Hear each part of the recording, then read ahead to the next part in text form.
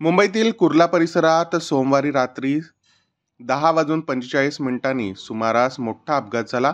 बेस्टची 332 क्रमांकाची बस एका सोसायटीची भिंत तोडून नियंत्रणाबाहेर जाऊन थांबली. अनेक वाहने आणि सुमारे 30 जणांना चिरडले. या भीषण अपघातात 4 जणांचा मृत्यू झाला तर 26 जण जखमी झाले. कुर्ला पश्चिमेकडून अंधेरीकडे जाणारी 332 क्रमांकाची बस कुर्ला बस स्थानकातून निघाली असताना हा अपघात झाला. अचानक बसचा वेग एवढा वाढला की समोरून येणाऱ्या धडक बसली. घटनास्थळी सर्वत्र आरडाओरडा झाला. अखेर सोसायटीच्या भिंतीला धडकून बस थांबली. स्थानिक लोकांनी केली मदत. घटनेनंतर स्थानिक लोकांनी जखमींना तातडीने रुग्णालयात नेण्यास सुरुवात केली. पोलिसांनी अग्निशमन दलाचे दिलेल्या माहितीनुसार 25हून अधिक लोक जखमी झाले असून त्यांच्यावर भाभा हॉस्पिटल आणि इतर ठिकाणी उपचार सुरू आहेत.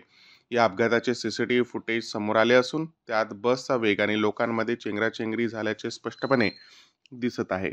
चालक ताब्यात, तपास सुरू. पोलिसांनी बस चालकाला ताब्यात घेतले असून त्याची चौकशी सुरू केली. तसेच अपघाताचे खरे कारण काय होते याचा शोध घेण्याचे प्रयत्न सुरू आहे. या प्रकरणी पोलिसांनी गुन्हा दाखल करून तपास सुरू केला आहे.